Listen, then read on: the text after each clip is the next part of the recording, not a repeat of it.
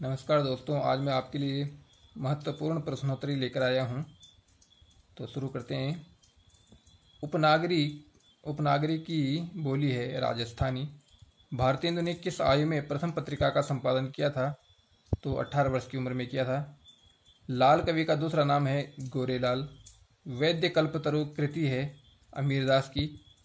प्रथम सर्वांग निरूपक कवि हैं केशवदास। वाच्यवाचक चारुत्व हेतु आनंदवर्धन जी की कृति है। हिंडोला के रचनाकार हैं रसनिधि। भूषण की उपाधि से सम्मानित करने वाला राजा है राजा रुद्र। ज्ञानाश्रय शाखा को संत काव्य कहा है राम कुमार वर्मा ने। विट्ठलनाथ के पुत्रों की संख्या है 7। अज्ञात काल किसके विभाजन में मिलता है? तो मिस्र बंधुओं के विभाजन में। स्वच्छंदतावाद का आरंभ किस पत्रिका से माना जाता है? तो इंदु पत्रिका से माना जाता है। इलाचंद्र जोशी ने छायावाद का प्रवर्तक माना है जयशंकर प्रसाद जी को। कविता कामिनी कांत किसे कहा जाता है? नाथुराम को। भारत के प्रथम राष्ट्र कवि कौन हैं? तो मैथिली शरण गुप्त जी हैं। आधुनिक युग की मीरा कहा जाता है महादेवी वर्मा को। हिंदी का प्रथम पात्र कौन सा है? प्रथम पत्र कौन सा है? तो पात्र लिखा गया यहाँ पे। तो प्रथम पत्र है उदंत मारतंड। भारत में संस्कृत माँ है, हिंदी बहुरानी और अंग्रेजी नौकरानी किस महापुरुष के अनमोल वचन हैं? तो ये हैं डॉक्टर कामिल बुल्के। भारत का शेक्सपियर कहा जाता है कालिदास जी को। मध्य प्रदेश के किस जिले को देश का प्रथम हिंदी साक्षर जिला घोषित किया गया है? तो है नरसिंहपुरा को।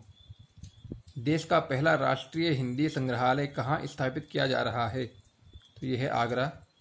विश्व में सर्वाधिक भाषाएं किस देश में बोली जाती हैं? तो यह है भारत। हिंदी में आशुलिपि के जन्मदाता कौन हैं? तो राधेलाल द्विवेदी हैं। आधुनिक युग के चरण हैं रामधारी सिंह दिनकर। देवताओं की लिपि कहा जाता है देवनागरी लिपि को। हिंदी गद्य के प्रतिष्ठापक हैं आचार्य महावीर प्रसाद द्विवेदी। अटल बिहारी वाजपेयी हिंदी विश्वविद्यालय की स्थापना कहाँ की जा रही है? तो मध्य प्रदेश भोपाल में। हल्दी घाटी और जौहर किसकी रचना है? यह श्याम नारायण पांडे जी की रचना। भाषा का जादूगर कहा जाता है शिव पूजन सहाय को। कबीर को भाषा का डिटेक्टर किस आलोचक ने कहा है? तो हजारी प्रसाद द्विवेदी जी ने कहा है। छायावादी काव्य का गौरव ग्रंथ कौन सा माना जाता है? तो कामायनी को छायावादी काव्य का गौरव ग्रंथ कहा जाता है। हिंदी में लिखने वाला प्रथम मुसलमान कौन था? तो अब्दुल रहमान। आदिकाल का प्रथम कवि कौन है? सरहपा। चारण साहित्य किस साहित्य का दूसरा नाम है? तो रासो साहित्य का नाम है। कनफटे योगी किस पंथ को कहा जाता है? तो नाथ पंथ को कहा जाता है। कौन सा संत निर्गुण और सगुण का उपासक था? तो नामदेव। नवजागरण का अग्रदूत हिंदी के किस लेखक को कहा जाता है? तो भारतेंदु जी को कहा जाता है। तदीय समाज के संस्थापक थे वल्लभाचार्य जी। उद्धव शतक के रचनाकार कौन हैं? उद्धव शतक के रचनाकार हैं रत्नाकर। दक्षिण भारत हिंदी प्रचार सभा का मुख्यालय कहाँ है? तो ये चेन्नई में है। प्रेमचंद किस प्रकार के लेखक थे? तो प्रेमचंद प्रगतिशील लेखक थे। खड़ी बोली का प्रयोग सबसे पहले किस पुस्तक में हुआ है? तो प्रेम सागर में हुआ है।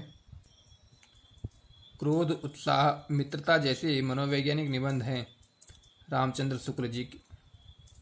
प्रत्याहार कितने हैं हिंदी संस्कृत में? प्रत्याहार हैं 42। माहेश्वर सूत्रों की संख्या है 14। एच प्रत्याहार के अंतर्गत वर्ण आते हैं ए ओ, ए ओंग, आई औच।